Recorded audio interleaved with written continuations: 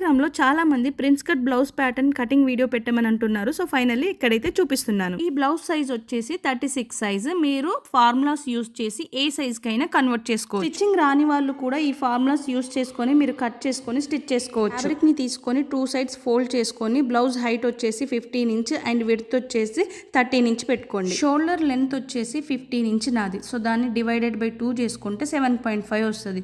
So, A to B equal to 7.5 minus 2 equal to 5.5 అన్నమాట. లో చూపించిన విధంగా మీరు 5.5 ఇంచ్ దగ్గర ఒక మార్క్ ఇలా పెట్టుకోండి. వచ్చేసి ఆర్మ్ హోల్ డెప్త్ లెంత్ అన్నమాట. అది chest size divided by 8 plus 2 minus 0.5 B to C equal to 6 inch అన్నమాట. వచ్చేసి 6 ఇంచ్ కదా. 6 ఇంచ్ ఎలా పెట్టాలి స్ట్రైట్ గా రావాలి అంటే ఫస్ట్ కార్నర్స్ నుండి మనం డాట్స్ పెట్టుకోవాలి. సో, ఇటు కార్నర్ నుండి 6 ఇంచ్ అండ్ అటు కార్నర్ నుండి 6 ఇంచ్ మధ్యలో కూడా ఒక 6 ఇంచ్ పెట్టుకొని వీటన్నిటిని జాయిన్ చేస్తూ ఒక స్ట్రైట్ లైన్ గీసుకోవాలి. స్ట్రైట్ లైన్ మీద 5.5 ఇంచ్ దగ్గర ఒక మార్క్ పెట్టుకోవాలి. 5.5 అనేది షోల్డర్ లెంత్ ఫార్ములా నుండి వచ్చిన మెజర్మెంట్.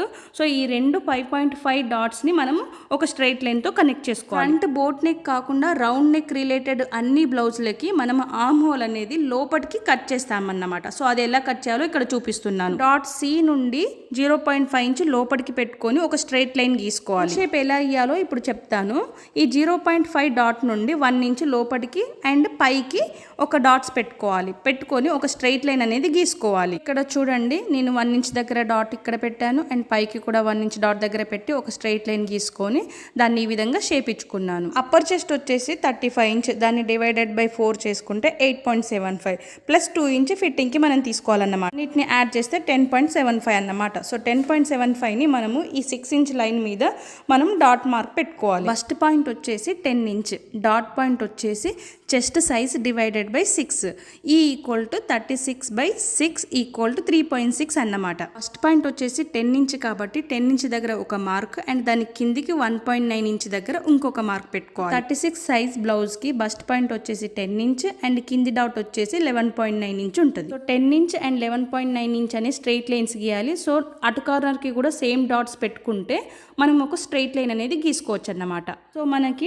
10 ఇంచ్ దగ్గర ఒక లైన్, 11.9 ఇంచ్ దగ్గర ఇంకొక లైన్ అండ్ 15 ఇంచ్ దగ్గర ఇంకొక లైన్ అనేది ఉంటుంది. నెక్ మెజర్మెంట్స్ వచ్చేసి నార్మల్గా విడ్త్ వచ్చేసి 3 ఇంచ్ పెడతాము. డీప్ వచ్చేసి 6.5 నుండి 7 వరకు పెట్టుకోవచ్చు. ఇప్పుడు వచ్చేసి మనము డాట్ పాయింట్ పెట్టాలి. మనకు ఫార్ములా ద్వారా మనకు 3.6 వచ్చింది.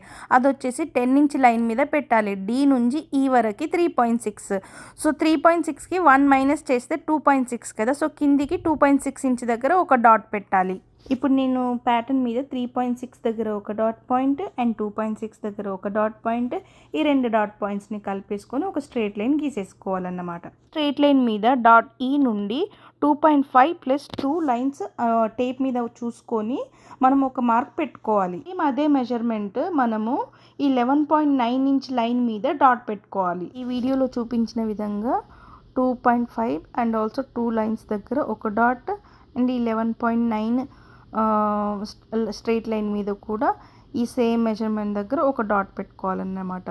60/60 డిగ్రీ యాంగిల్ ట్రయాంగిల్ షేప్లో ఉండాలన్నమాట బేసిక్గా ఇదంతా.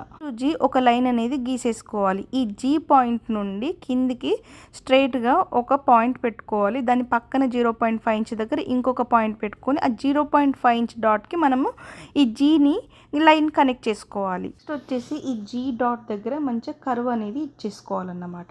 వీడియోలో చూపించిన విధంగా నెక్స్ట్ వచ్చేసి ఆర్మ్ హోల్ లోపలికి ఒక లైన్ అనేది గీసుకోవాలి. పర్టికులర్గా మెజర్మెంట్స్ అంటూ ఏం లేవు. మంచి షేప్ కోసం నేను ఫిగర్ అవుట్ చేసింది ఏంటంటే సెంటర్ లోపలికి గీసుకుంటే అయిపోతుంది. ఈ డాట్ ఈ దగ్గర మంచి కర్వ్ అనేది ఇచ్చేసుకోవాలి. ఈ వీడియోలో చూపించిన విధంగా పేపర్ మీద చూపించిన విధంగా ఈ డాట్ నుండి కిందికి ఎంత మెజర్మెంట్ ఉంటుందో ఈ సైడ్కి కూడా సేమ్ అంతే మెజర్మెంట్ అనేది ఉండాలి. సో, ఇక్కడ నేను చూపిస్తాను చూడండి. నాకు ఇటువైపు మెజర్ చేస్తే నాకు 0.5 ఇంచ్ ఎక్కువ వచ్చింది. ఆ 0.5 ఇంచ్ని నేను ఇటువైపు పెంచేసుకుంటున్నాను అన్నమాట.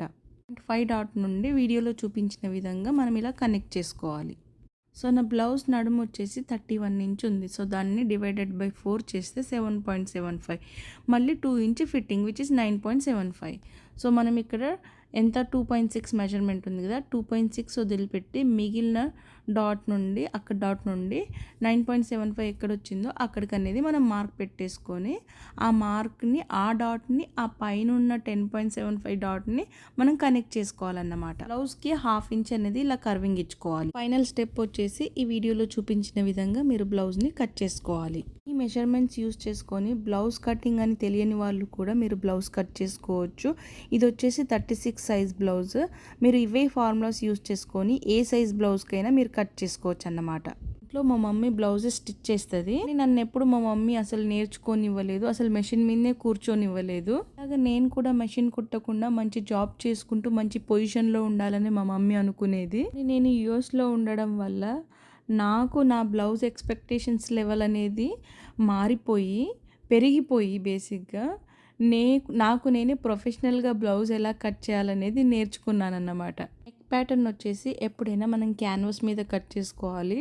ఒరిజినల్ క్లాత్ మీద షేప్ అనేది కట్ చేసుకోవద్దు. బ్యాక్ పార్ట్ వచ్చేసి వెరీ సింపుల్. హైట్ వచ్చేసి 15 ఇంచ్, విడ్త్ వచ్చేసి 11 ఇంచ్, షోల్డర్ పాయింట్ వచ్చేసి 5.5, ఆర్మ్ హోల్ డీప్ వచ్చేసి 6 ఇంచ్. అంటే దానిలాగా దీనికి లోపలికి అనేది ఆర్మ్ హోల్ కట్ చేసుకోరు, బయటకే కట్ చేస్తారు. అండ్ కిందికి వచ్చేసి సేమ్ 1/2 ఇంచ్ కర్వ్ అనేది ఇచ్చేసుకోవాలి. ఫ్రంట్ సైడ్ పీసెస్ అన్నిటిని మనం బ్యాక్ సైడ్ మీద పెడితే అన్ని సైజెస్ సేమ్ ఉండాలి ఎక్సెప్ట్ ఆర్మ్ హోల్ అనేది లోపడుకుంటుంది. కనుక ఈ వీడియో యూస్ఫుల్ అనిపిస్తే like, comment and subscribe to my channel. Thank you. Measurements and formulas very important. So stitching అనేది మీరు ఏ వీడియోలో అయినా చూసి నేర్చుకోవచ్చు.